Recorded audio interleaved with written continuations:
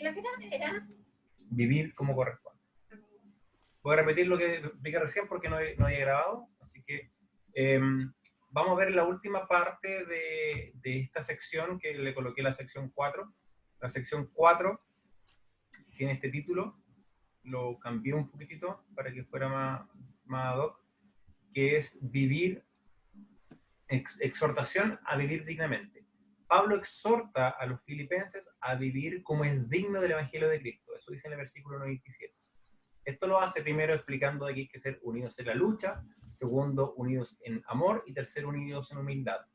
Después de esto da el mejor ejemplo para hacer todo esto, dándonos el mayor ejemplo de humildad, que es el Señor Jesucristo, y a la vez el mayor ejemplo de obediencia.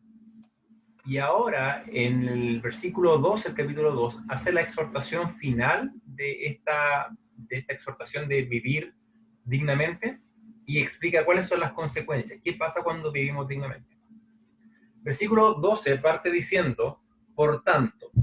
Ahora, cuando dice por tanto, significa que no es algo extra, no es un punto aparte que está acá. Pablo está siguiendo el mismo tema.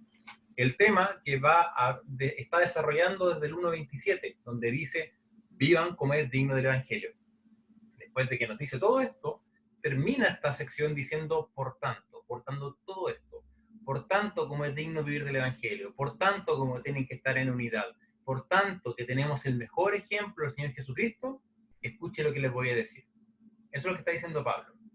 Después dice, como siempre habéis obedecido, no como en mi presencia solamente, sino mucho más ahora en mi ausencia, ocupaos en vuestra salvación con temor y temblor.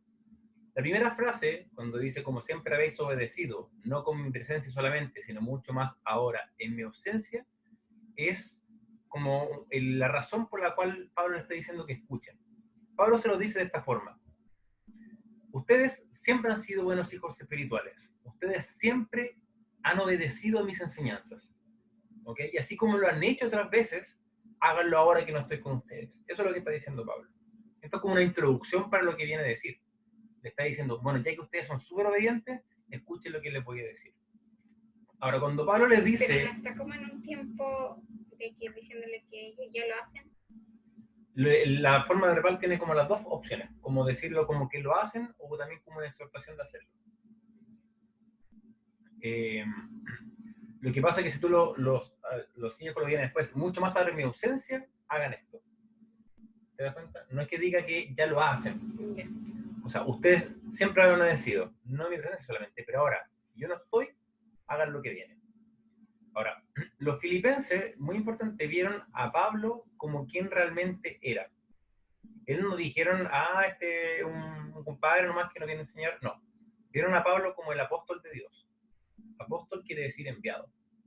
Y entendieron que Pablo era enviado de Jesús a enseñar a los que no son judíos la salvación. El otro día lo mencionamos, pero la palabra para los que no son judíos es gentiles. ¿Ya? Los gentiles, que somos nosotros, aunque también se menciona eso de los no creyentes, tiene esas dos acepciones la palabra gentil, pero los gentiles, los que no son judíos, Pablo les enseña la salvación y lo que Dios quiere. Esto fue encomendado por Dios. Ahora, ¿por qué es importante esto? Porque los filipenses veían en Pablo el testimonio y confiaban que él era quien decía decir. Vamos a leer un par de pasajes. Quien decía hacer, gracias. Fabián, el Hechos 9, del 10 al 16. Así que está ahí. ¿Ya? La Pochi, Colosenses 1, 24 al 25. El Basti, primera a Tesalonicenses 2, 11 al 13. La Carlita, Efesios 2, 8 al 9. La Eli, no sé si la Eli no me respondió antes. ¿Estás ahí, Eli, no? Parece que no. La Feña, Tito 3.5. La Heidi, esto es un pasaje largo, Romanos 3, del 21 al 24, y luego te saltas y lees el versículo 28. Y no sé si la Jane puede leer, no sé si me escucha bien. Está la Eli. Ya. ¿Y la Jane me escucha? Sí, sí puedo. Gálatas 2:16, por favor. Se puede leer en inglés. Ya, dale, Bastián. No, Fabián. Ya. Hechos 9, 10, 16. Ya dice. Había entonces en Damasco un discípulo llamado Ananías, a quien el Señor dijo en visión, Ananías. Y él respondió, heme aquí, Señor. Y el Señor le dijo, levántate y ve a la calle que se llama Derecha, y busca en casa de Judas a uno llamado Saulo de Tarso, porque he aquí él ora. Y ha visto en visión a un varón llamado Ananías que entra y le pone las manos encima para que recobre la vista. Entonces Ananías respondió, Señor, he oído de muchos acerca de este hombre. ¿Cuántos males ha hecho a tus santos en Jerusalén? Y aún aquí tiene autoridad de los principales sacerdotes para prender a todos los que invocan tu nombre. El Señor le dijo, ve, porque instrumento escogido me es este, para llevar mi nombre en presencia de los gentiles, y de reyes, y de los hijos de Israel, porque yo le mostraré cuánto le es necesario padecer por mi nombre. Y fue entonces Ananías. Dale. Sí, fue entonces Ananías. Chau. Fue entonces 16. Ananías. ¿No era hasta el 18? Ah, no, 16. Ya. Ah, ya. Entonces, bueno, aquí, de boca del mismo Señor Jesucristo, tenemos que Él encomienda a Pablo como un instrumento escogido para llevar su nombre en presencia de los gentiles. ¿Quiénes dijimos que eran los gentiles? Todos los no judíos. Y de reyes y de los hijos de Israel. Colosenses 1, 24 al 25. Ahora me gozo en lo que padezco por vosotros, y cumplo en mi carne lo que falta de las aflicciones de Cristo por su cuerpo, que es la Iglesia, de la cual fui hecho ministro según la administración de Dios que me fue dada para con vosotros, para que anuncie cumplidamente la palabra de Dios. Siento como que la pocha está bajo el agua. Debe ser quizás porque es chiquitita. Ya. Colosenses 1.24, ¿cierto? Ahí que está diciendo que Pablo fue hecho ministro. La palabra ministro quiere decir siervo o servidor. Como el Plomañalich, el que sirve, se supone, en el área de la salud, ¿cierto? Y así cada ministro. Él fue hecho ministro, dice, según la administración de Dios, para con vosotros, para los gentiles, para anunciar la palabra de Dios. Y primera a Tesalonicenses 2, 11 al 13. Así como también sabéis de qué modo, como el Padre a sus hijos, exhortábamos y consolábamos a cada uno de vosotros, y os encargábamos que anduvieseis como es digno de Dios, que os llamó a su reino y gloria. Por lo cual también nosotros, sin cesar, damos gracias a Dios, de que cuando recibisteis la palabra de Dios que oísteis de nosotros, la recibisteis no como palabra de hombres, sino según es en verdad, la palabra de Dios, la cual actúa en vosotros los creyentes. Entonces los filipenses, cuando vieron a Pablo y escuchaban el mensaje de él, entendían, como dicen tesalonicenses, ¿cierto?, que él no hablaba por su propia cuenta, que él traía palabra de Dios, que él era un enviado por Dios, tal como lo dice Hechos, tal como lo dice Colosenses. Siempre le obedecieron a Pablo cuando él estuvo con ellos, pero ahora que él no está con ellos físicamente, es necesario que sigan obedeciéndole, especialmente con lo que viene a continuación. Ahora, ¿qué podemos aprender de esto? Bueno, algo bastante sencillo, que como cristianos debemos obedecer las enseñanzas bíblicas, no solamente cuando estamos en la iglesia, en la congregación, no solamente cuando están nuestros líderes, sino incluso cuando estamos solos. De hecho, especialmente si estamos solos. Por ejemplo, algunos se recordarán en el retiro, tuvimos cierto percance en la confraternidad, tuvimos un cierto percance la última noche, y yo no me pude quedar con los chiquillos por diferentes motivos, y que hora crema, ¿cierto? Algunos recordarán. Y los chiquillos me decían, ay, si tú hubieras estado, no hubiera pasado eso. Entonces ahí nuevamente hay un error de concepto. Nosotros debiéramos comportarnos como corresponde, esté el líder, esté el pastor, no esté el pastor. ¿Por qué? Porque debemos recordar que Dios siempre, Él sí nos está mirando en todo momento. Por lo tanto, debemos comportarnos independientemente de si alguien nos está mirándonos de la forma correcta. Esto es lo que Pablo más o menos le está diciendo. Y lo que él le quiere exhortar, todo este preámbulo, es para esto. Ocupaos en vuestra salvación con temor y temblor. Ocupaos en vuestra salvación con temor y temblor. Ahora, ¿qué quiere decir este pasaje? Este pasaje se ha utilizado o mal utilizado muchas veces para enseñar que la salvación o bien se puede ganar o bien se puede perder. ¿Por qué? Porque algunos dicen, viste, aquí dice que tienes que ocuparte en tu salvación, como ocuparte hasta que logres ser salvo. Así lo ven algunos. Entonces dicen, entonces significa que puedes perder tu salvación. Pero es importante que cuando se estudia la Biblia, se entienda que la Biblia es un todo. La Biblia no es una serie de historias inconexas. No son como hartos relatos juntitos, como una antología y alguien los juntó y punto. No, es un libro con un propósito.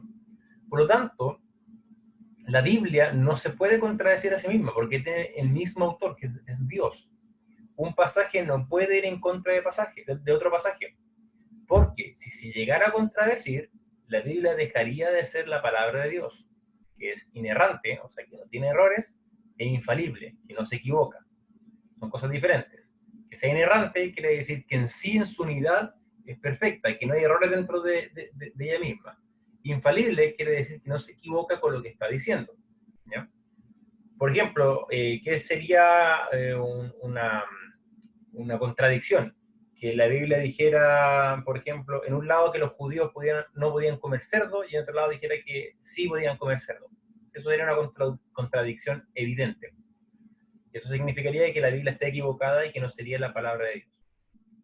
Entonces, si entendemos que la Biblia es un todo, que no son diferentes libros en sí, sino que es un solo libro, con un solo tema, con un solo autor, tenemos dos opciones.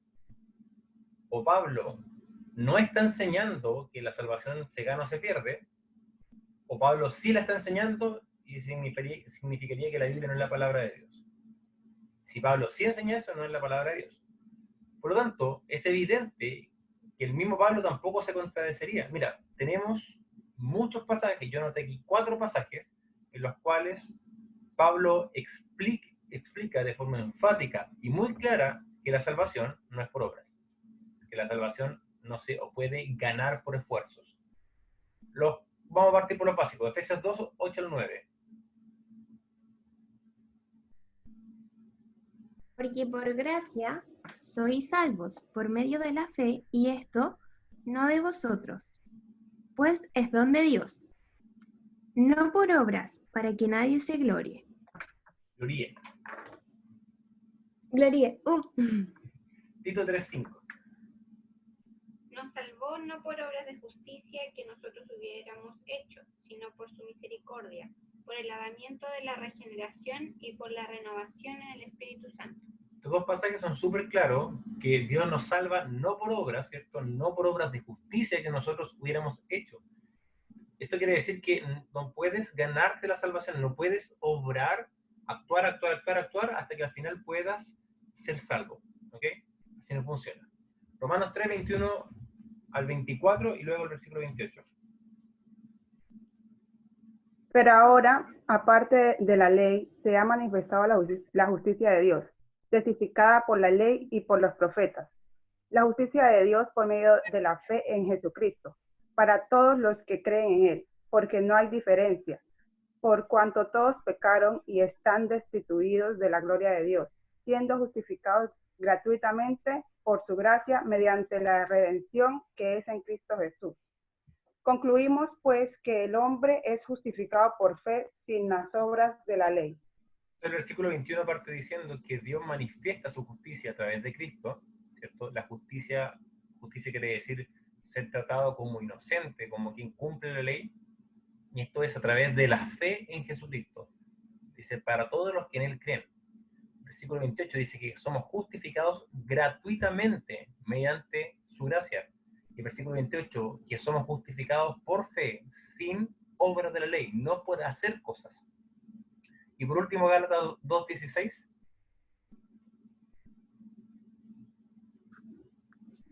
No, sabiendo que el hombre no es justificado por las obras de la ley, sino por la fe de Jesucristo, nosotros también hemos creído en Jesucristo para ser justificados por la fe de Cristo y no por las obras de la ley, por cuanto por las obras de la ley nadie será justificado.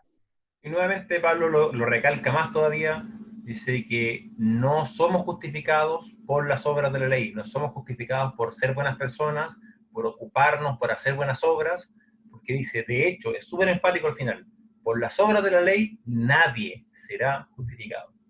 Por tanto, si hay tantos pasajes, y así esto tienes que hacer cuando lees la Biblia, si ves un pasaje que aparentemente contradice algo, porque no es aparentemente que contradice, ¿cierto? Tú podrías como tratar de interpretarlo así si lo saca un poco de contexto, aparentemente trata de eso, tengo 20 pasajes más que hablan de lo contrario. Entonces significa que el pasaje quiere decir otra cosa. ¿Y qué quiere decir entonces el ocuparse? Bueno, ocupar viene del griego katergasomai, que quiere decir trabajar en algo sin interrupción hasta terminarlo por completo. ¿Ya? Trabajar en algo sin interrupción hasta terminarlo por completo.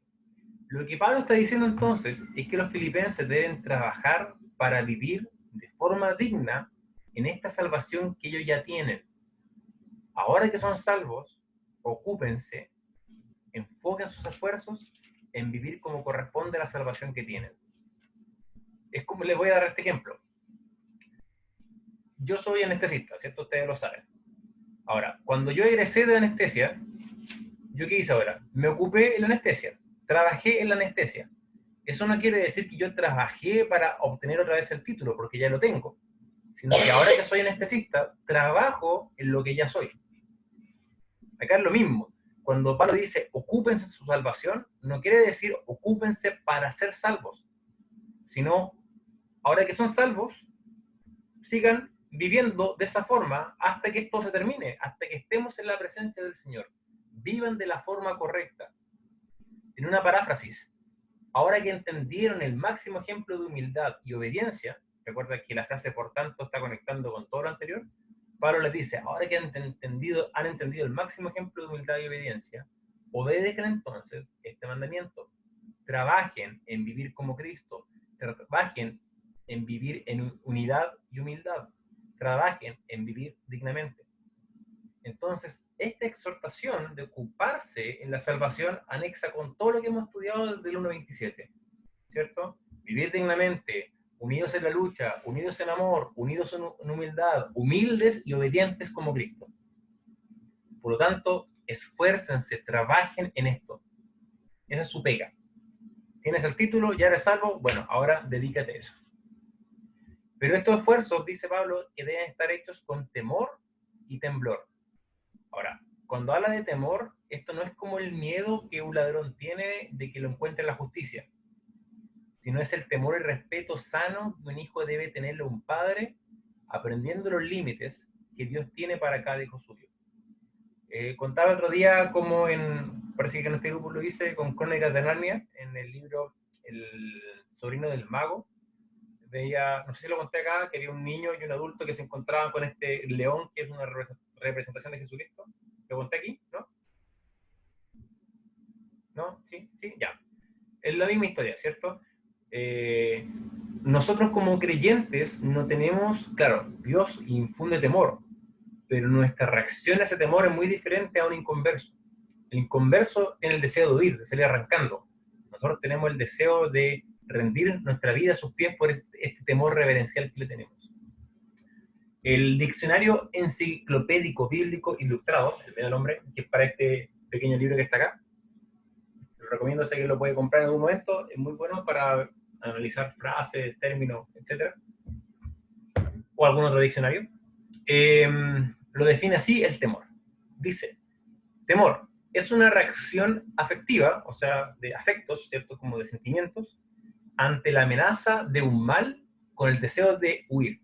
De hecho, la palabra temor en el griego es phobos, de donde viene fobia, ¿cierto? Como por ejemplo la aracnofobia, miedo a las arañas. La claustrofobia, miedo a estar encerrado. Algunos tienen la compromisofobia, que es miedo a comprometerse. Pero en sí, déjame responder esto y respondo tu pregunta. cuando se usa, si bien temor quiere decir como este deseo de huir, dice el diccionario, cuando se usa en relación con una persona de alto rango, connota temor reverencial. Es más que simple temor, es la actitud con que una persona reconoce el poder y la condición de la persona a la que reverencia y se le rinde el debido respeto. Entonces, cuando la palabra de Dios dice que debemos tener temor de Dios, se refiere a esto, esta reverencia, este respeto, esta sumisión, reconociendo su poder. No siendo, lo contrario sería no siendo irrespetuosos. Como algunos, el chascón de arriba, no, el tarita me está cuidando. Eso sin respeto. Eso es falta de respeto y falta de reverencia a Dios, que es el más grande que existe, ¿cierto? Esa es la idea. Entonces nosotros debemos ocuparnos en nuestra salvación con este temor y este respeto hacia Dios, hacia su presencia. Jane, tú tienes una pregunta. Sí, ese ocuparse de la salvación se refiere solamente a eso, con temor nomás. ¿O existe otra cosa que podamos hacer como para ocuparnos? Es que si la salvación no se pierde, ¿por qué hay que ocuparnos de la salvación?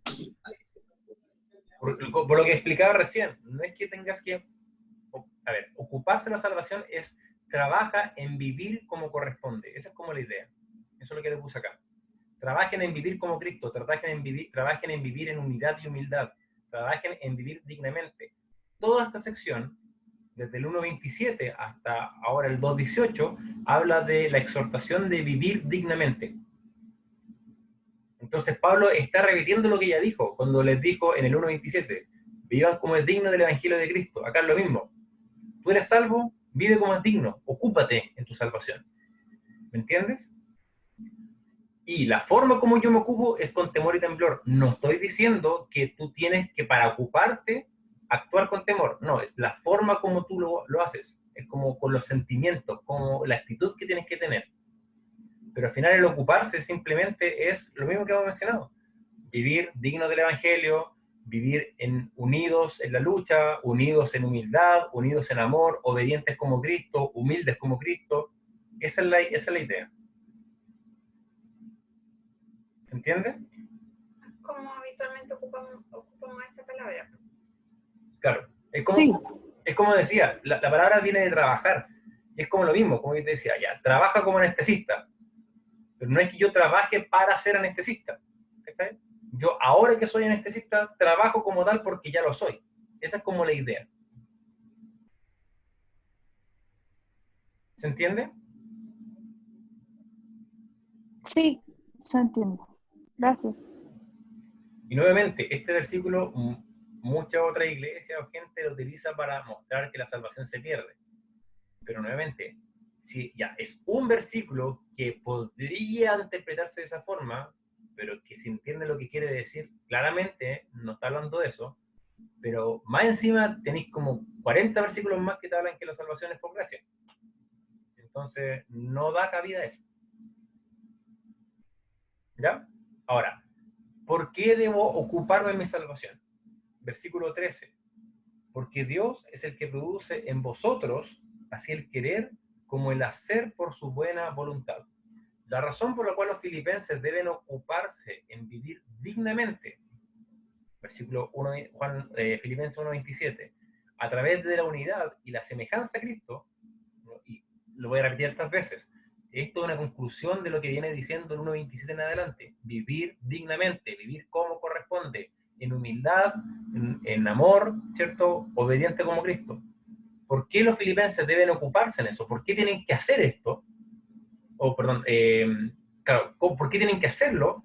Es porque tienen la confianza de que Dios va a ayudarles a ser santos día a día. Y esto ocurre porque Él produce, como dice el versículo, el querer en el corazón de cada uno de ellos. La palabra produce tiene similitud con la palabra ocupaos, que quiere decir como las obras, el trabajo. Entonces la idea, más o menos, Pablo está diciendo algo así. Trabajen hasta el final de su salvación, porque Dios trabaja en ustedes. Tengan confianza de que ustedes van a crecer en santidad, porque Dios lo está haciendo crecer a ustedes. Ocúpense de su salvación mientras Dios se ocupa de ustedes. Esa es la idea. Y es súper tranquilizante esto. ¿Recuerdas cuando veíamos en Filipenses 1:6 que dice que el que comenzó en vosotros la buena obra la perfeccionará hasta el día de Jesucristo? Bueno, acá dice cómo lo hace. Él nos perfecciona produciendo en nosotros tanto el querer como el hacer. Pablo dice más o menos esto: hermanos, estén tranquilos. Dios no los abandona a la suerte de ustedes, a la santificación. Mira, no se trata de que Dios te dice, ya, Jane, por ejemplo, Jane, tú eres Sala, bueno, ahora Jane, bueno, tenés que ser santa, pues, así que yo me lavo las manos, dice Dios, y buena suerte, que te vaya bien. Así no funciona. Y eso es súper gratificante, es súper tranquilizador. ¿Por qué? Porque todos nosotros sabemos que a veces cuesta dejar algunos pecados, luchamos con eso, pero Dios nos promete que Él no nos deja solos. Él explica cómo nos ayuda en esta santificación, nos explica cómo nos va perfeccionando, trabajando en nuestros corazones, cambiando nuestros corazones, para que busquen las cosas santas, va produciendo tanto el querer como el hacer. Jane, dime, te escucho. Ya, para que Dios trabaje, también tiene que existir voluntad de parte de nosotros, ¿o no? ¿O Dios también te la da? Depende de quiénes son nosotros. ¿A quién te refieres con nosotros? ¿Se cortó qué? ¿A quién te refieres con nosotros? A los cristianos, po. Ya, es que es diferente. Cristianos. Es diferente cómo Dios trabaja con los cristianos a cómo trabaja con el resto de los gentiles. Respondiendo de forma corta, Ya. no. Respondiendo de forma larga, sí, te lo voy a explicar ahora, para que no te enrede tanto. Mira, deja de explicar toda esta sección y al final yo creo que lo vas a entender un poquito mejor. Es importante recordar esto. Ya, vale. El hombre natural, que quiere decir el hombre sin Dios, tiene un corazón endurecido. El que no es cristiano tiene un corazón duro. Ahí lo declara como que tiene un corazón de piedra. También dice la Biblia que esta persona, este hombre natural, está en tinieblas. No puede ni buscar ni hacer la voluntad de Dios. Romanos 3:10 dice, no hay justo ni aun uno, no hay quien entienda, no hay quien busque a Dios. Todos se desviaron, a una se hicieron inútiles. No hay quien haga lo bueno, no hay ni siquiera uno. El hombre en su estado natural no busca a Dios. ¿Okay? No quiere hacer la voluntad de Dios. No tiene este querer de hacer la voluntad de Dios. Pero en el momento de la salvación, cuando el hombre, bueno, paréntesis, ¿qué pasa entonces en la salvación? ¿Cómo yo puedo ser salvo si no busco a Dios? Porque la Biblia dice que Él me busca primero. ¿Cómo? Enviando a su Hijo a morir por nosotros.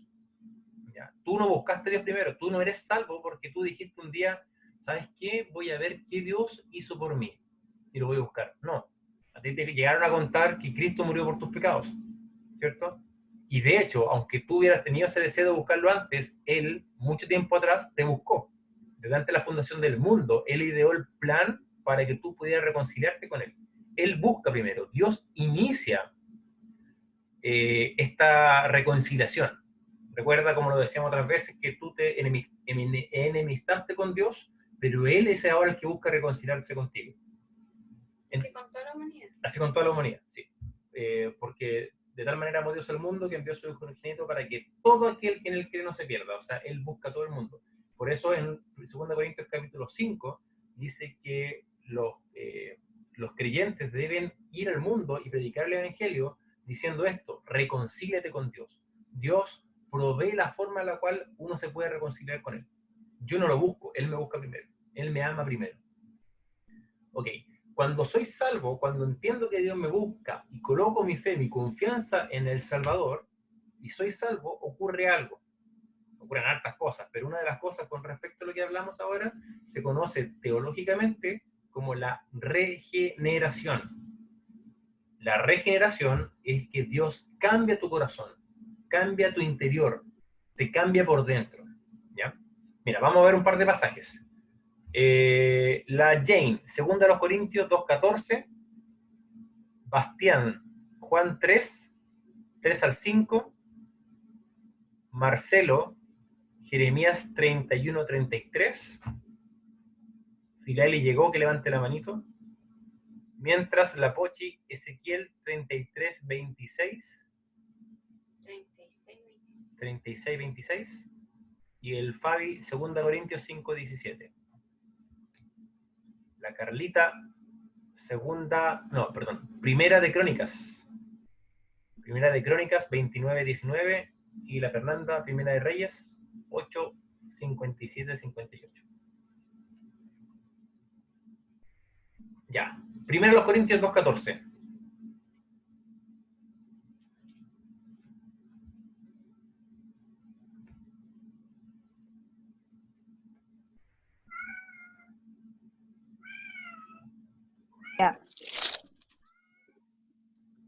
Pero el hombre natural no percibe las cosas que son del Espíritu de Dios, porque para él son locura, y no las puede entender, porque se han de discernir espiritualmente.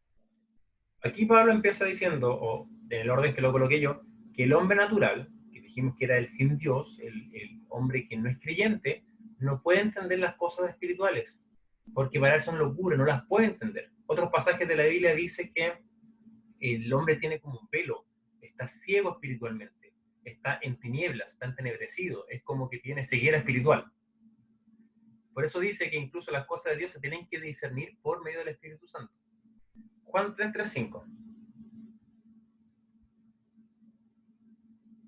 Respondió Jesús y le dijo: de cierto te digo, que el que no naciere de nuevo no puede ver el reino de Dios. Nicodemo le dijo: ¿cómo puede un hombre nacer siendo viejo? ¿Puede acaso entrar por segunda vez en el vientre de su madre y nacer? Respondió Jesús: de cierto te digo, que el que no naciere de agua y del Espíritu no puede entrar en el reino de Dios.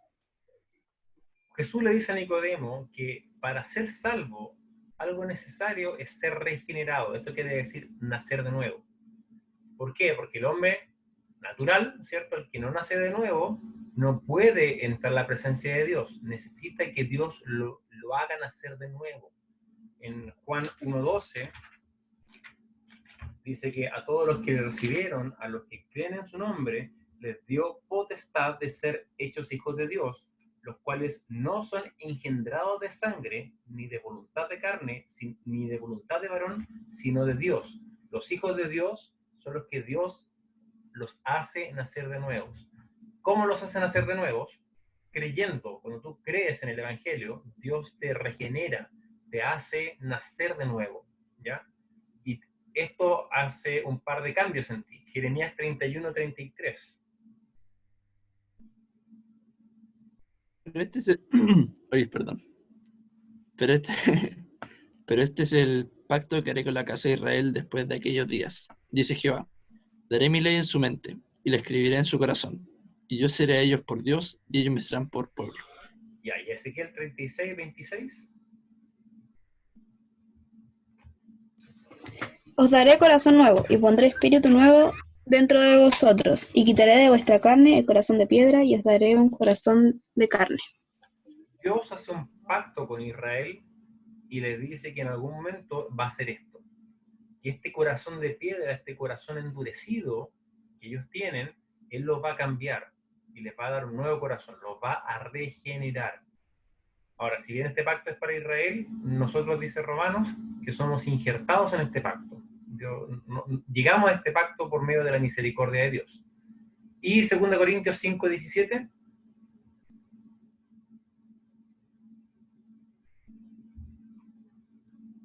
De modo que si alguno está en Cristo, nueva criatura es. Las cosas viejas pasaron, y aquí todas son hechas nuevas. Entonces, cuando tú eres creyente, cuando tú aceptas al Señor Jesucristo, cuando tienes fe en el Evangelio, Dios te regenera entre todas las cosas que pasan. Dios te regenera, te permite buscar su voluntad. Tú por naturaleza no buscas su voluntad. Entonces, esto es lo que le respondía a la Jane. Para que Dios te transforme tu corazón, tú primero tienes que creer en Él. ¿Okay? Esto no quiere decir que tú cooperes en tu salvación, porque la salvación es de Dios. Dios te libera. Tú simplemente aceptas esa liberación. Tú aceptas lo que Dios hizo por ti. Punto. ¿Ya? Cuando tú aceptas eso, Dios te transforma, Dios te cambia. Y de ahí en adelante, como dice Filipenses 1:6, Él te va a ir perfeccionando hasta el final. ¿Cómo? Va a ir cambiando tu corazón cada día más, produciéndote el querer hacer tu voluntad y el hacer tu voluntad. Por eso dice el querer y el hacer. No solamente el deseo, sino que te va a facultar cómo hacerlo. Entonces, como cristianos, tenemos que estar tranquilos sabiendo que Dios no solamente nos da las herramientas, no solamente nos manda a vivir en santidad, no es que diga, ya Carlita, tú eres salva, listo, partiste ahora y cambia, y deja esto de lado, y bueno, ahí te la arregláis sola como podáis. Dios no dice eso. Dios te dice, cambia, yo te ayudo. Vas a tener que cambiar muchas cosas en tu vida, no te preocupes, yo estoy contigo, yo te doy mi Espíritu Santo, a través de él voy cambiando tus deseos, voy cambiando, ¿ok? Ahora, un ejemplo de esto, y para que quede un poquito más claro, lo tenemos en el Antiguo Testamento. Porque así es como funciona la vida cristiana. Dios cambia nuestro corazón para que podamos buscarle. Y Él lo inclina hacia Él. Y luego, tú y yo somos responsables de vivir el día a día buscando la relación con el Creador.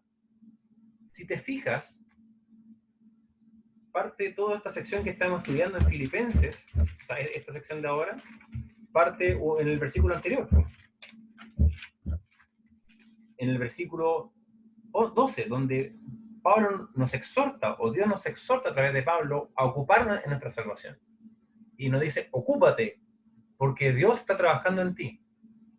Dios nos está diciendo, que como algunos lo pueden entender, ya, ahora que tú eres salvo, quédate sentadito, no hagas nada, yo te voy a ir cambiando. No, eso no dice. Dice, trabaja en tu salvación, actúa de ahora, ponle ganas, haz tu parte. Yo estoy haciendo la mía. Mi parte es cambiar tu corazón e irte transformando, y tu parte es hacer esas cosas que te estoy diciendo. Anda actuando de esa forma. Ejemplos de esto. Primera de Crónicas 29:19.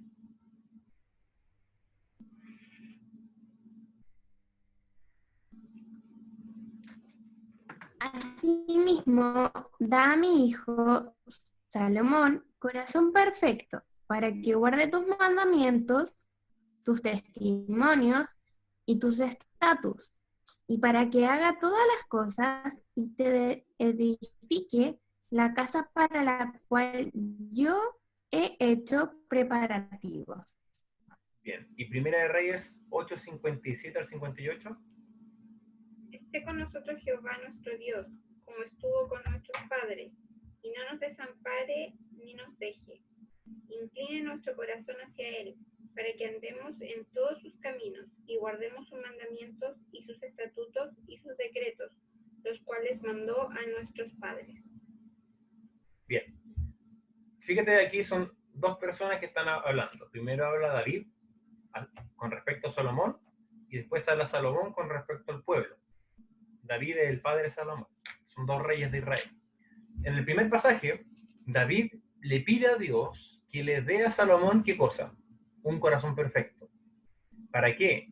Para que Salomón guarde los mandamientos, para que Salomón guarde los testimonios y estatutos, para que él, Salomón, haga todas las cosas y le edifique la casa a Dios. Y Salomón dice lo mismo. Dice, Dios, inclina nuestro corazón hacia ti. ¿Para qué? Para que andemos en tus caminos, para que guardemos tus mandamientos. Entonces el mensaje es este. Dios nos manda a través de su palabra a cambiar algo de nuestra vida, y nosotros no debemos sentirnos ofuscados por esto. No debemos decir, oh, es que es súper difícil, nunca lo voy a poder hacer. No, no nos sintamos así, porque Dios promete darnos todos los medios para ayudarnos en este cambio. Y la realidad es que nosotros debemos poner toda nuestra parte, que es lo que dice el versículo 12, ocúpate de tu salvación, porque Dios promete hacer la suya. Versículo 13, produciendo el querer como el hacer. Entonces, sí, Dios no es que te pida permiso, pero cuando tú decides entregarle tu vida, cuando decides confiar en el Señor Jesucristo, Él te cambia el corazón para que ahora lo puedas ser atento a su palabra. Y Él te lo va a ir cambiando día a día. Pero ahora es tu responsabilidad, ¿cierto? Ocuparte de la salvación. Ahora alguien puede decir, bueno, y si alguien decide negar y no hacerlo nunca más, bueno, entonces quizás esa persona no es realmente salva. Porque Dios promete irte perfeccionando. Por lo tanto, si tú no te estás perfeccionando, quizás hay otro problema ahí. No sé si se entendió ahora o respondí tu pregunta, Jane.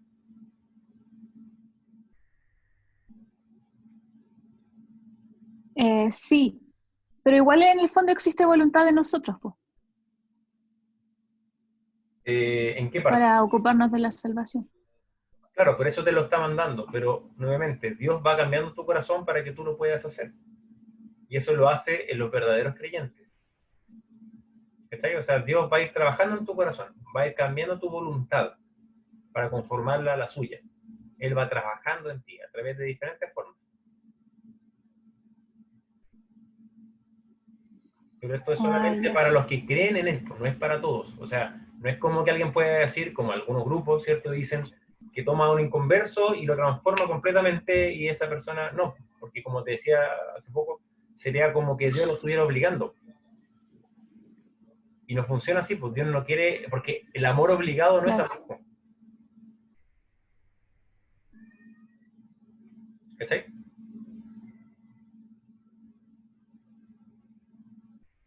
Sí, sí, cacho.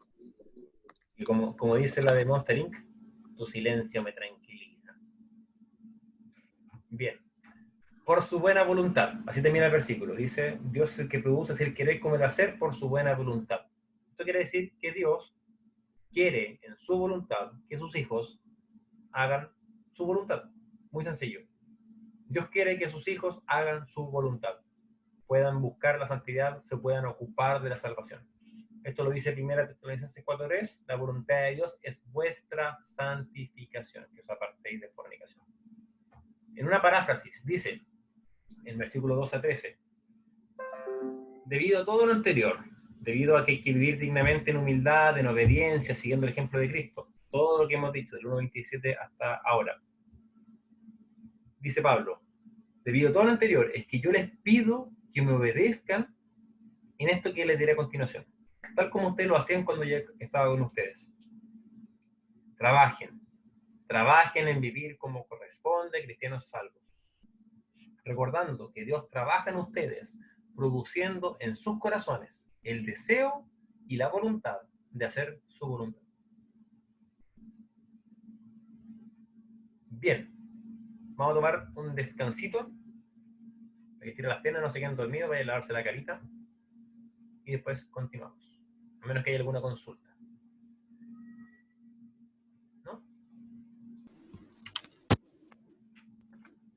Quiero decirte que me voy a tener que ir. Ya, bueno. Pero ahí veo el video, lo que queda.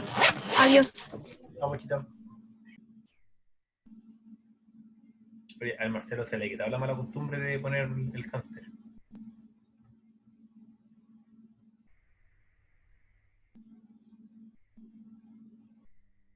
Ya.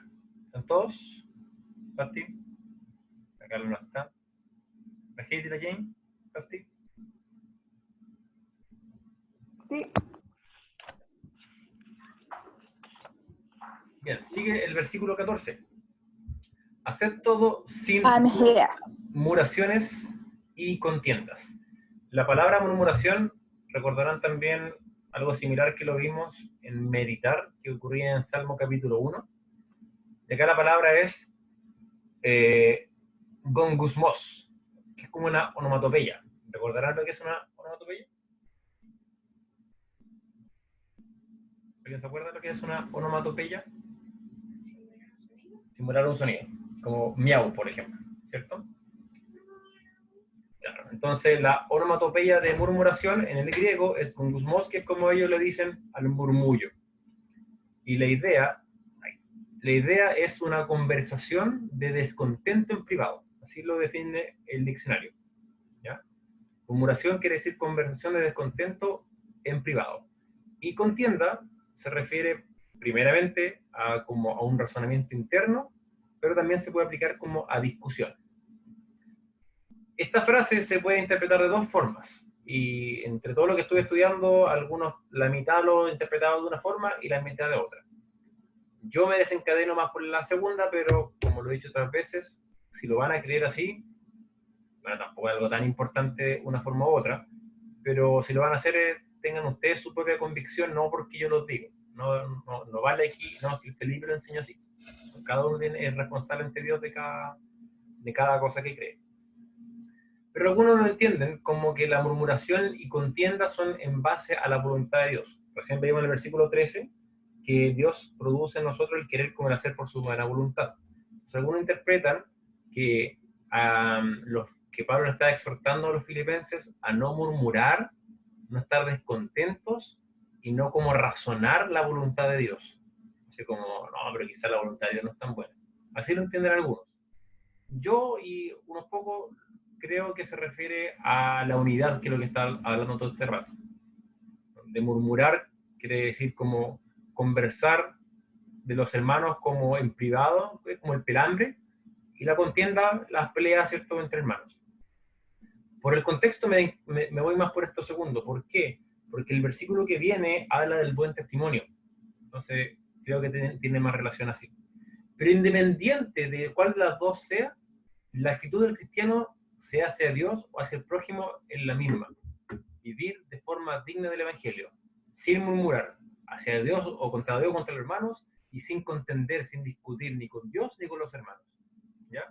Recuerda siempre, estamos hablando de vivir dignamente del Evangelio. Y esto, como dice el versículo, debe hacerse todo así, o sea, toda área de la vida del cristiano. No murmurar ni en contra de los planes de Dios, ni en contra de los hermanos. No es correcto hablar en contra de nadie, mucho menos cuando esto lleva a discusiones. Y recordemos siempre el llamado a la unidad que todos los creyentes tienen. Siendo esto, como lo hemos dicho otras veces, una de las mayores armas contra el mundo. Recordarán que la unidad entre cristianos ayuda a poder testificar mucho mejor el Evangelio. Por tanto, la forma de trabajar en la salvación, la forma de ocuparse en esta salvación, es actuando sin murmuraciones ni contiendas, manteniendo la unidad, viviendo dignamente. Por eso digo que es todo lo mismo lo que está hablando. Versículo 15. Para que seáis irreprensibles y sencillos, hijos de Dios sin mancha, en medio de una generación maligna y perversa, en medio de la cual resplandecéis como luminares del mundo. La palabra irreprensible y sencillo quiere decir un estilo de vida que no pueda ser sometido a crítica debido a pecados o maldades. Recordarán quizá en 1 Timoteo 3, ¿qué es lo que dice con respecto al obispo? ¿Cómo tiene que ser? Irreprensible. O sea, que no se le puede, criticar. ¿Ya? La idea es esa, que por ejemplo cuando dicen, oye, mira ese pastor, yo he visto a ese pastor, pues si yo cacho cómo es, pues no, ese loco se roba toda la plata. Ya. Eso no es ser irreprensible. Oye, no, viste, yo sabía que ese compadre, por ejemplo, le pega a su señora e incluso tiene una demanda por maltrato familiar. Eso no es ser irreprensible. O sea, no es que no se pueda, sino que no tiene nada que le critique. Exacto. ¿Recuerdas la situación, con, por ejemplo, con Daniel? Cuando a Daniel no tenían nada con qué criticarlo. Decía, si vamos a pillarlo, pillémoslo en contra algo con respecto a la ley de su Dios. Porque con respecto a la ley de la nación, no hay nada que hacer con él. No tiene nada que criticar. Exacto. Y sencillo, también se puede traducir como inocente, que la idea es como de una vida pura, sin mezclas, sin adulteraciones por el pecado. Pero aquí el gato me sacó la página. Ahí está. Como por ejemplo dice, similar al metal de alta calidad que no tiene ni necesita aleaciones. Entonces, el propósito de hacer todo sin murmuración y contiendas es ser irreprensible, sencillo, hijo de Dios sin mancha. O sea, un buen testimonio. Y de eso está hablando esta sección. Tengan un buen testimonio. Ese es el propósito de vivir dignamente. Ese es el propósito de ocuparse en tu salvación. Tener un buen testimonio. cuando los filipenses hayan trabajado en su salvación, cuando hagan todo sin contiendas ni murmuraciones, serán catalogados como personas con una vida intachable. ¿Qué palabra utilizaste tú? ¿Irreprensible? Bueno, Nada criticable. ya, serán personas con una vida que no haya nada que les critique. Serán creyentes con buen testimonio. Ya se ha mencionado antes, en este estudio, como dijimos otras veces, que la unidad y el amor entre los hermanos muestra al mundo cuán real es el cristianismo.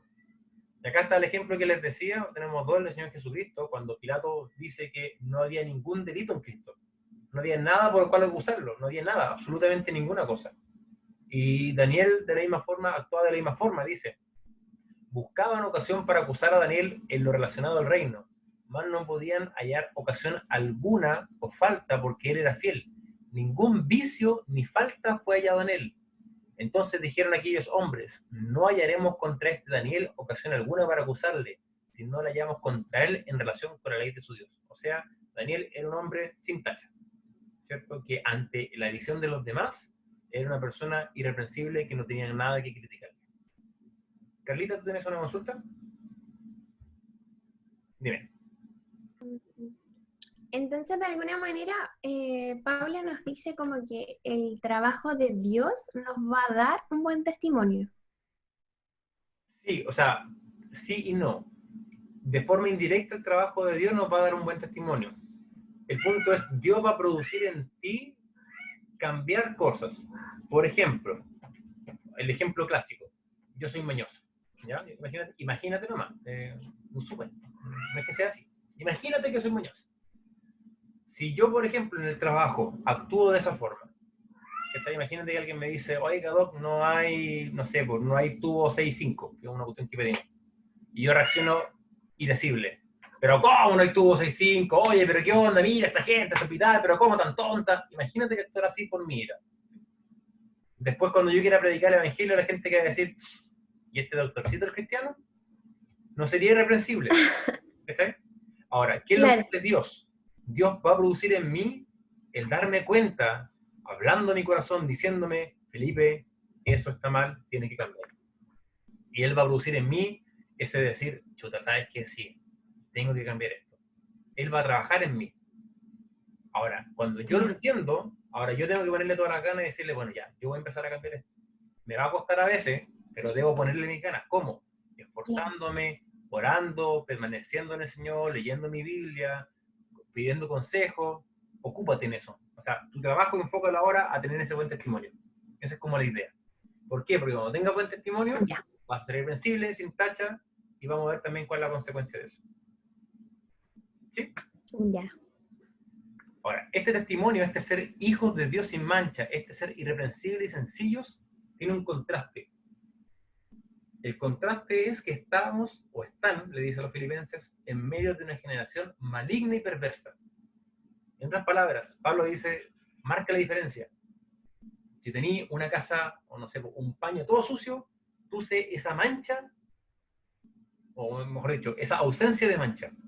Sé ese lugar limpio entre toda esa suciedad. Mantente limpio a pesar de todo lo cochino que está a tu alrededor. Cada creyente tiene que mantener este testimonio de vivir sin mancha, sin pecado en su vida, recordando que está rodeado de un mundo que no reconoce a Dios y que en todo momento lo está evaluando. Como te decía, en todo momento a uno lo evalúan. Un ejemplo, en un trabajo que tuve, trabajamos con Fernanda los dos en Arauco. Yo llegué antes de trabajar. Entonces yo ya cachaba a algunas de las personas y me relacionaba normalmente, sin problema. Y una de las chicas que trabajaba conmigo, una de las auxiliares, me dice que se juntaba, la Fernanda es matrona, y antes que llegara la Fernanda, se juntaba, yo siempre hablaba de la Fernanda en el trabajo, y ella, esta chica, la Lorena, se juntaba con la auxiliar y matrona del servicio. Y un día ella estaba contando, oh sí, llegó un doctor nuevo, súper simpático, decía, buena onda, el loco, y de una chica que estaba ahí, y no tengo idea de quién es, y la Fernanda hasta el día de hoy todavía no sabe quién es, le empieza a preguntar, oye, ¿y ese doctor es muy joven, no? Y ella que así como que rara pregunta, dice, no, para nada, o sea, el caballero, yo estoy diciendo lo que dijo ella nomás, no, para nada, yo nunca he tratado de como actuar así, siempre trato de mantener como la formalidad en el trabajo, con respeto. Oye, pero por ejemplo, porque los doctores siempre son jotes y no las jotean, no le dicen nada, no, nada, y chiste en doble sentido, no, para nada. Ay, es que él se va a casar con mi compañera de curso. Imagínate que yo no hubiera actuado de esa forma, que no hubiera sido en esa área por lo menos irreprensible. Le llega después el comentario a la Fernanda. Ahora, ¿qué quiero decir con esto? Que de esa misma forma el mundo evalúa el cristianismo. Y si yo me coloco en etiqueta y yo digo, soy cristiano, la gente va a ver en qué caigo. Y lo van a hacer. Y yo creo que muchos pueden dar testimonio de cómo a veces incluso hacen cosas para probarlo.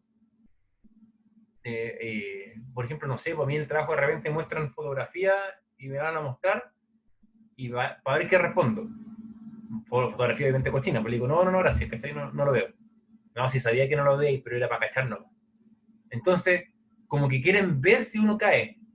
¿Por qué? Porque estamos en medio de una generación maligna y perversa. Y el cristiano tiene ese llamado de mantener el testimonio, de vivir sin mancha, de que no haya pecado en su vida aparente, ¿cierto? Y confesar los pecados prontamente. No quiere decir que no pequemos nunca, porque pecamos, obviamente, pero después de pecarlo lo confesamos al Señor, recordando que estamos rodeados por un mundo que no reconoce a Dios. El cristiano tiene el llamado a vivir aparte, a vivir en santidad, lejos del pecado, lejos de la corriente de este mundo. Fernanda, Romanos 12:2, la Heidi, Primera de Juan 2:15, y Marcelo, Primera de Pedro 1:15 al 16. Dale. No os conforméis a este siglo, sino transformaos por medio de la renovación de vuestro entendimiento, para que comprobéis cuál sea la buena voluntad de Dios, agradable y perfecta. Entonces aquí Pablo les exhorta a los romanos que no piensen como este siglo, no actúen como la gente alrededor de ustedes, transformen su manera de pensar, cambien, sean diferentes, marquen la diferencia. Primera de Juan 2:15. No améis al mundo, ni las cosas que están en el mundo. Si alguno ama al mundo, el amor del Padre no está en él. Lo mismo, ¿cierto? No podemos actuar como el mundo, debemos ser diferentes. Pablo le dice a los filipenses, sean diferentes, marquen la diferencia, no sean como el mundo. ¿Cuáles son las cosas que están en el mundo? El mundo se refiere a todos los deseos que hay acá. Dice la Biblia que son los deseos de los ojos, los deseos de la carne y la vanagloria de la vida. Pregunta, se lo comenté al otro grupo. Las redes sociales, ¿de qué están llenos? De gente satisfaciendo sus deseos de los ojos, ¿cierto? Al ver cosas que le agradan, sus deseos de la carne, al discurso sexual, y la vanagloria de la vida. La mayoría de nuestras historias, ¿qué publican? De nuestra vanagloria, ¿cierto? Para que la gente vea que soy bacán, que vea lo que estoy haciendo, y ese es nuestro, lamentablemente, así es el mundo. Y el cristiano tiene que marcar la diferencia incluso en redes sociales. No podemos ser como el mundo, incluso en redes sociales. Que de hecho ahora es como algo casi primario en la vida de la mayoría de los jóvenes. Y en nuestras redes sociales publicamos fotos de nosotros para que la gente nos vea, para que nos digan que estamos bonitos, que nos vemos bien, que estamos más flacos, que estamos yendo al gimnasio, que tenemos buen físico, que tenemos un buen auto, que tenemos una buena casa, que tuve una buena vida, que tuve una buena comida, que estoy haciendo cosas entretenidas. Todas las cosas las hacemos con el propósito de que las personas nos alaben. Y eso es para la gloria de la vida. Y eso es como actúa el mundo. Y eso es lo que nosotros hacemos, sin hablar de lo que nosotros buscamos en las redes sociales, que son los deseos de los ojos, los deseos de la carne. Entonces el cristiano tiene este llamado a ser diferente, a marcar la diferencia. Y como lo resume muy bien 1 Pedro 1:15 al 16. Sino como aquel que os llamó es santo, sed también vosotros santos en toda vuestra manera de vivir. Porque escrito está, sed santos porque yo soy santo. Como estudiamos en el versículo 1 del capítulo 1, santo quiere decir apartados.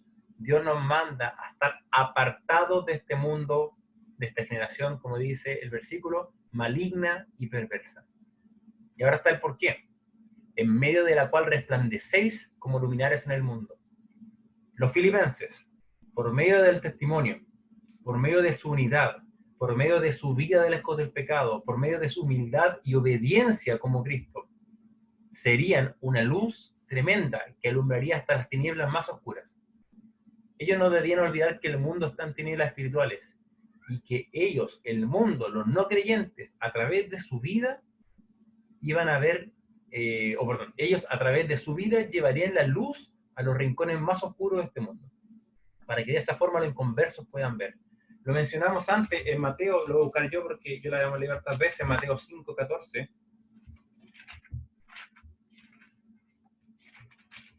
Dice, vosotros sois la luz del mundo. Una ciudad asentada sobre un monte no se puede esconder. O sea, una ciudad que está sobre un monte es evidente que está ahí, ¿cierto?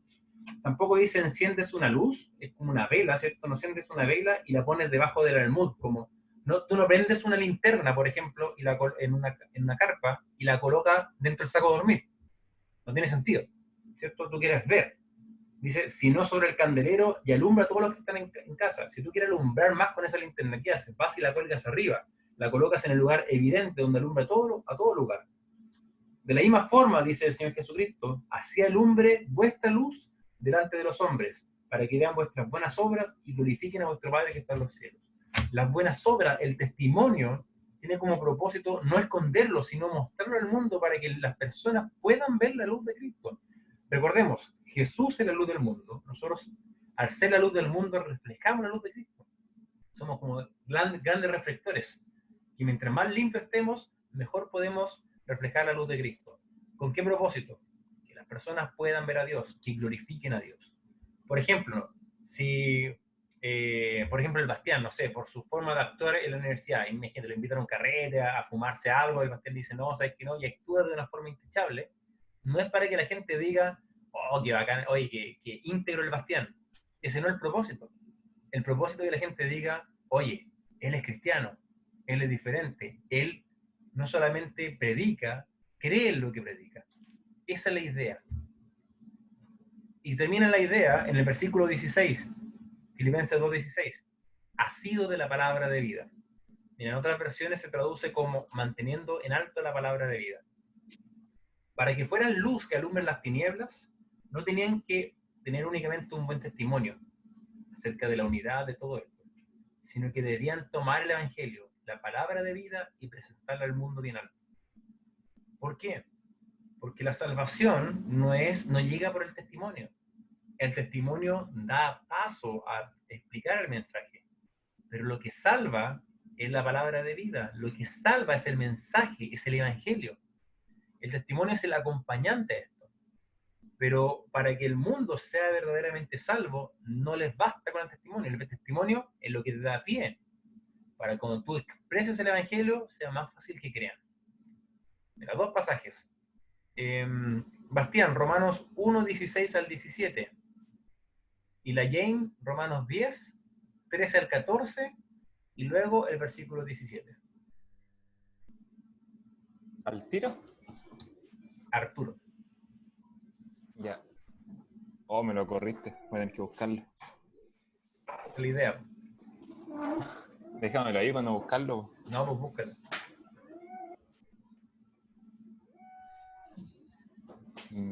¿Romanos cuánto? 1:16 al 17. Ya. Porque no me avergüenzo del Evangelio, porque es poder de Dios para salvación a todo aquel que cree, al judío primeramente y también al griego, porque en el Evangelio la justicia de Dios se revela por fe y para fe, como está escrito, mas el justo por la fe vivirá. En la Biblia dice claramente que lo que tiene el poder de salvación, lo que cambia a las personas, lo que salva a las personas, no dice que es el testimonio. ¿Qué es? El Evangelio. Porque dice que en el Evangelio se demuestra la justicia de Dios, se muestra que Cristo cumple toda justicia y que es a través de él que podemos ser salvos. Romanos 10, 13 al 14 y el versículo 17.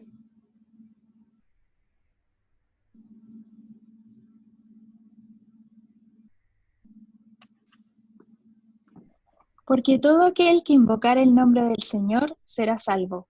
¿Cómo pues invocarán a aquel en el cual no han creído? ¿Y cómo creerán en aquel de quien no han oído? ¿Y cómo oirán sin haber quien les predique? Así que la fe es por el oír y el oír por la palabra de Dios. Aquí claramente muestra cómo llega la salvación. Dice que todo el que invocar el nombre del Señor será salvo. Invocar quiere decir es como la idea de decir, Señor, sálvame. Pero dice, ¿cómo van a invocar si no han creído en Él? Ahora, ¿y cómo van a creer si no han oído? ¿Y cómo van a oír si nadie les predica el Evangelio? ¿Por qué dice? Porque la fe, y ojo, este pasaje lo que está hablando de la fe salvífica, la fe salvadora, la fe que te da la salvación, es por el oír la palabra de Dios. Cuando tú escuchas el Evangelio, cuando uno te lo presenta, eso produce fe en ti, ¿cierto? Y esa fe es la que te va a salvar. Cuando tú le predicas el Evangelio, tú lo escuchas, tú crees y terminas clamando al Señor para que te salve. Entonces, lo que te salva no es el testimonio, es el Evangelio. Pero el Evangelio tiene que ir siempre acompañado de un buen testimonio, idealmente, para que sea mucho más fácil que la persona cree y no haya un pero, no sea una piedra de tropiezo. Y eso es lo que Pablo está diciendo. Sea un buen testimonio, tanto en su forma de actuar como en lo que están diciendo. Sean asidos a la palabra de Dios, prediquen la palabra de Dios, manténganla en alto, que la gente como ustedes son esta luz del mundo, vean la palabra de vida. ¿Cuál es el mensaje para nosotros? En la labor de entregar el Evangelio, nunca debemos olvidar la necesidad de entregar fielmente el Evangelio, número 1, y 2, actuar con buen testimonio. Lo primero, el Evangelio, es la forma por la cual las personas son salvas. Pero lo segundo, el testimonio, es la forma por la cual las personas tendrán menos reparo en escuchar el mensaje. ¿Okay? Decíamos otro día, por si acá, obviamente igual una persona con un mal testimonio que tengas, si el mensaje está bien dicho, igual puede ser salvo. Pablo lo dijo cuando decía que algunos anunciaban a Cristo de mala forma. Pero no es la idea. La idea es que mientras mejor mi testimonio, más efectivo puedo ser en la evangelización. Paráfrasis, como para cachar lo que está diciendo Pablo. En toda su vida, dice Pablo, actúen sin hablar de otros y sin discutir. Versículo 15, ¿cierto? 14. Sin murmuraciones y contiendas. Si hacen esto, tendrán un excelente testimonio entre los demás. Serán como una luz en medio de las tinieblas, los cuales presentan el Evangelio en alto. Y este es el propósito de vivir dignamente. Es el propósito de trabajar u ocuparse de la salvación. Es el propósito de vivir en unidad, de vivir en humildad y en obediencia como Cristo. Tener un buen testimonio y más personas pueden conocerlo. ¿Hasta aquí alguna consulta? Sí, Felipe. Yo tengo una, Felipe. Dime. El testimonio entonces al final es como solo, o sea, no sé si solo, pero más hacia la gente de afuera, no hacia como los mismos hermanos. En este contexto lo que pasa es que Pablo está hablando de que somos luminares en el mundo, y aquí está hablando del testimonio hacia afuera. El cristiano igual, obviamente, que tiene que comportarse correctamente. Por ejemplo, un siervo, un diácono, un pastor, tiene que tener buen testimonio dentro de la iglesia también. ¿Por qué? Porque al final el buen testimonio es una correlación de la integridad. Integridad quiere decir, soy lo que digo ser. En cualquier parte. De hecho, si tú tienes un buen testimonio afuera y un mal testimonio dentro de la iglesia, igual está súper mal, porque ¿cómo afuera hay buen testimonio y dentro de la iglesia, donde debes comportarte mejor, te comportas peor? Pero la idea es eso, es ser íntegro, que en todo lado yo actúe de la misma forma. O sea, mira, alguien me explicó la integridad de esta forma. Integridad es cuando vas en un auto, en mitad del desierto, y no hay nada, hay un disco pare, y tú paras. Eso es integridad. Yo debo decir que estoy un poquito lejos de eso, pero estoy tratando de eso. Bien, ¿alguna otra consulta? ¿Alguien más antes de terminar? Lo otro ya es cortito. No viene nada. Paso. A ver, los de acá los paso todos. Pongo pie en alto. Bien, como un anexo al propósito, porque Pablo dice, el propósito de que ustedes vivan dignamente, ¿cierto?, es que sean buen testimonio. Pero como anexo, produce otra cosa también, porque esto es muy interesante. Los últimos 2 versículos, terminando el 16, dice, para que en el día de Cristo yo pueda gloriarme de que no he corrido en vano, ni en vano he trabajado. Cuando habla del día de Cristo, está hablando de un día futuro. El día cuando Él se encuentre ante la presencia de Dios, del Señor Jesucristo, y Él va a juzgar en un evento que se conoce como el Tribunal de Cristo a todos los salvos. va a evaluar la vida de todos los creyentes. Esta evaluación no es para ver si son salvos o no, porque ya son salvos, ¿cierto? Es para evaluar la vida de los que son salvos. Pablo tiene presente esto en su diario vivir, y él tiene dos analogías: correr una carrera y trabajar, valga la redundancia, un trabajo, ¿cierto? Y Pablo veía un propósito acá. Dice, cuando los filipenses vivan de forma santa, ocupándose en su salvación, manteniendo la unidad, siendo obedientes, siendo humildes como Cristo, él se iba a poder gloriar. Y esta palabra la vimos en el capítulo 1, que quiere decir enorgullecerse. Él se iba a poder sentir bien consigo mismo de que el trabajo, de que la carrera que estuvo acá, de que su vida acá en la tierra no fue en vano, no fue en vano. Y esto va a ocurrir cuando llegue su evaluación por Cristo. En este punto debemos recordar que Pablo, lo que dijo cuando dice, para mí el vivir es Cristo, el morir es ganancia, él estaba diciendo esto, no sé si recuerdan. Si yo me quedo acá en la tierra, va a ser con un propósito. Si no tengo propósito, mejor no me quedo, ¿cierto? Con todo, sino para qué. Esa es como la idea. Voy a quedarme con un propósito, siempre y cuando se cumpla ese propósito. Si no, mejor me voy con el Señor. ¿Y su propósito cuál era? Filipenses 1:25, el provecho y gozo en la fe. Eso dice, en Filipenses 1:25, dice, confiando en esto sé que me quedaré y aún permaneceré con todos vosotros para vuestro provecho y gozo en la fe. O sea, mi propósito, dice Pablo, es que ustedes progresen en su relación con el Señor y ustedes se gocen más en su relación con el Señor. Por lo tanto, si esto llega a ocurrir, si ellos como cristianos crecían, mejoraban su relación con el Señor, vivían dignamente, Pablo dice, yo estoy tranquilo, estoy feliz, porque sé que mi trabajo, mis esfuerzos, el propósito de mi vida dio resultado. Tal como lo dijo en otro pasaje en 1 Corintios 15:58, así que hermanos míos amados, estad firmes y constantes, creciendo en la obra del Señor siempre, sabiendo que vuestro trabajo en el Señor no es en vano. ¿Alguien me hizo alguna pregunta? Yo. Dime. Es que recuerdo que unas lecciones antes no habías dicho como que la gloria siempre tenía que ser para el Señor, de que no era como en vana gloria las cosas. Entonces, de alguna forma, Pablo se goza porque cumple el propósito de Dios que tenía para él, no así como por salvarnos a ellos, ¿o no? No, lo que pasa, no estaba Eso me confunde. Lo que pasa, estoy buscando ya.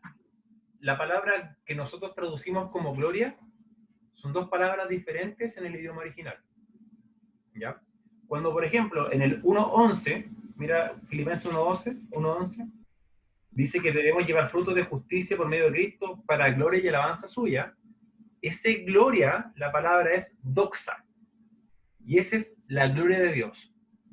¿Ya? Y eso es exaltar a Dios, ¿cierto? Toda su magnificencia, a eso se refiere. La palabra que utiliza acá para gloriarse es la misma que utiliza en el... Espera, si lo voy haciendo. En el 1:26, que dice, para que abunde vuestra gloria de mí en Cristo Jesús. Esa frase, para que abunde vuestra gloria de mí, como la explicamos en el 26, quiere decir, para que ustedes se sientan orgullosos de mí. Se sientan orgullosos de lo que Cristo ha hecho en mí. Esa es la idea. Y esa palabra, la voy a mostrar acá en la Biblia, para que el gato está justo encima del mouse. Este es el versículo 2:16.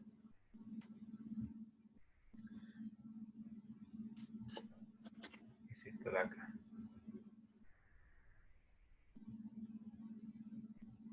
Esta, que es caúgema, ¿ya?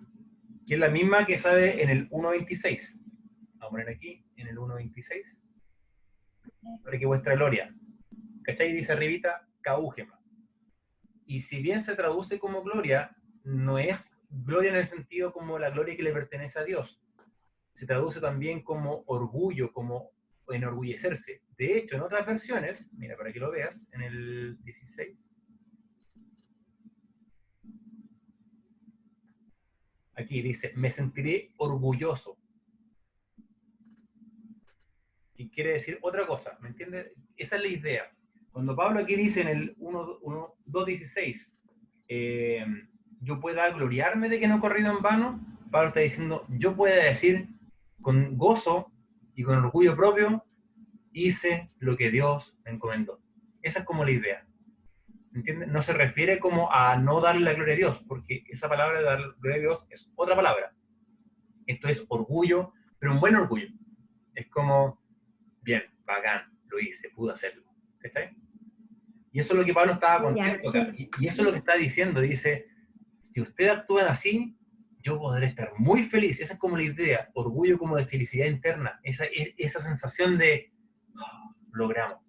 Es como, lo logré. Lograr el objetivo de alguna manera. Exacto. Y al final su objetivo es darle la gloria a Dios, ¿no es cierto? Es como, bien, lo logré. Mi vida cumplió el propósito. Y eso es lo que Pablo está diciendo. Hermanos, dice, si ustedes viven de esta forma, yo al final voy a estar muy feliz sabiendo que cumplí el propósito que me puse acá en la tierra. Servir para el provecho y gozo de ustedes. Y el mensaje para nosotros es ese, que tal como Pablo, que tenía esta idea en mente, nosotros como cristianos tenemos que tener la misma idea. Pensar, algún día vamos a estar en el tribunal de Cristo. Y Dios nos va a preguntar, ¿qué hiciste con la vida que te di? Entonces debemos procurar, tal como Pablo, vivir de la misma forma en que podamos entregarle a Cristo lo mejor de nosotros. Un ejemplo, ustedes son jóvenes, todos ustedes son más jóvenes que yo, no hay nadie que es más viejo que yo. Y eso es genial, y es genial ver que ustedes desde jóvenes pueden entregarle su vida a Dios. Algo, por ejemplo, que yo en parte a veces me lamento, es no haber entregado mi vida a Dios antes, porque digo, cuántas cosas para Dios podía haber hecho, pero no es para gloria mía, es para gloria de Dios, ¿cierto? Y es la misma idea. Entonces, aprovechando que son jóvenes, vivan, entréguenle su vida al Señor completamente y cumplan el propósito que Dios les dio.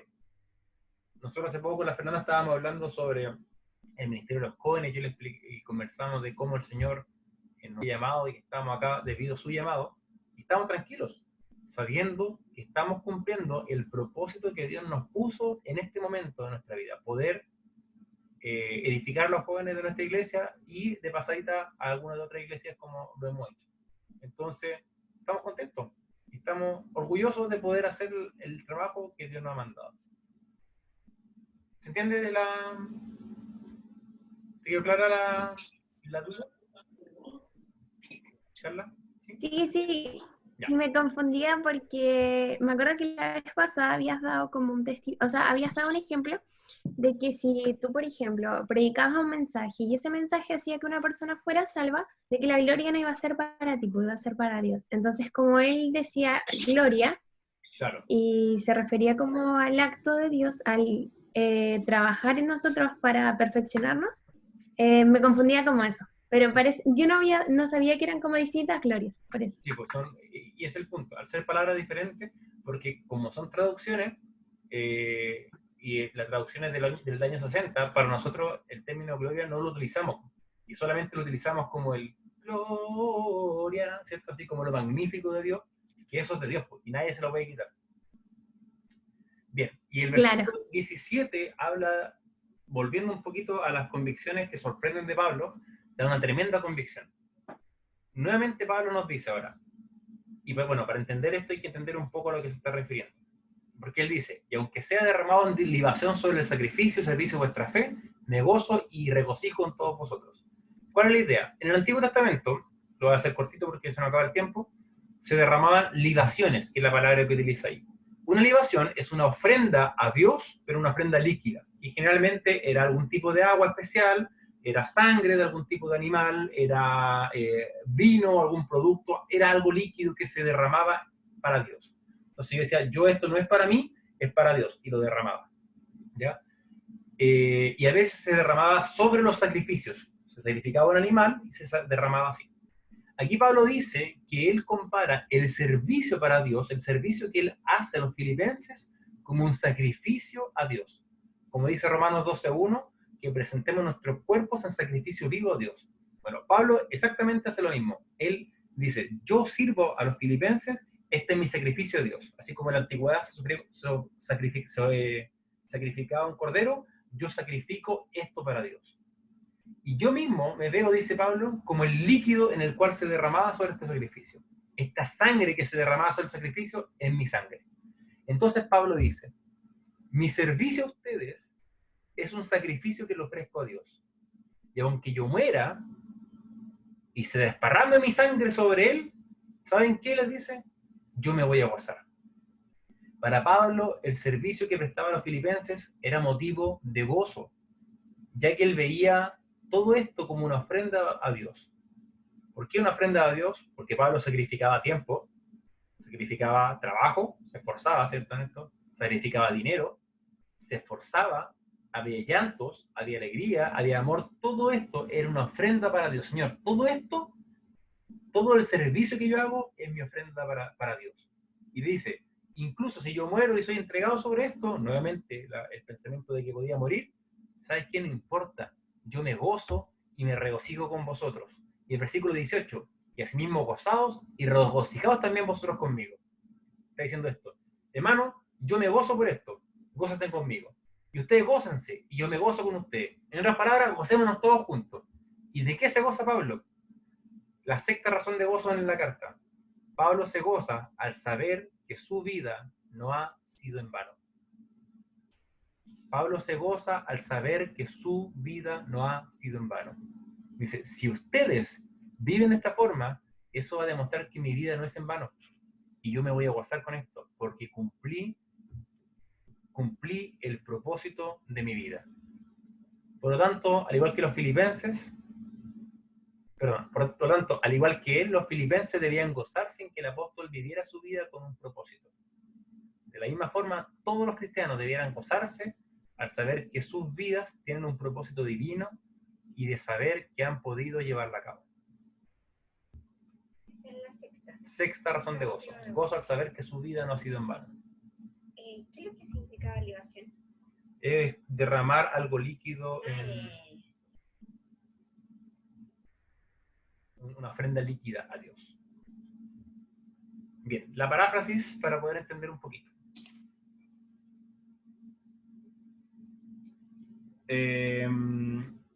12 al 13 dice, por tanto, amados míos, como siempre habéis obedecido, ¿cierto? Ocúpense su salvación porque Dios produce así el querer como el hacer.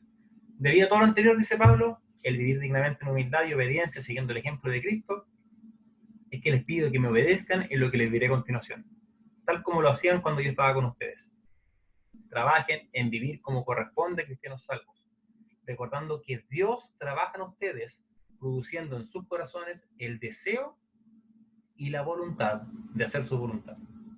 El versículo 14 al 16, cuando habla de cómo debemos actuar sin murmuración y contiendas, en la paráfrasis, en toda su vida, dice Pablo, actúen sin hablar de los otros y sin discutir. Si hacen esto, tendrán un excelente testimonio entre los demás.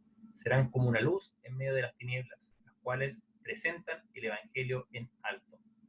Y del 16, la segunda parte, hasta el 18, cuando hagan esto, podré enorgullecerme, dice Pablo, que mi vida no ha sido sin propósito, y que el esfuerzo que he hecho tampoco ha sido sin propósito. Y aunque sea como un cordero sacrificado, me gozo por saber que nada ha sido en vano. Por tanto, alégrense conmigo en esto. Bien, hemos llegado al final. Consultas.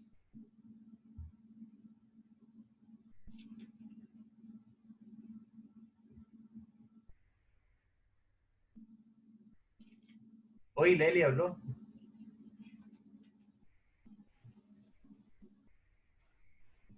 Existe. Ah, sí, estaba ahí. Bien, ¿alguna duda?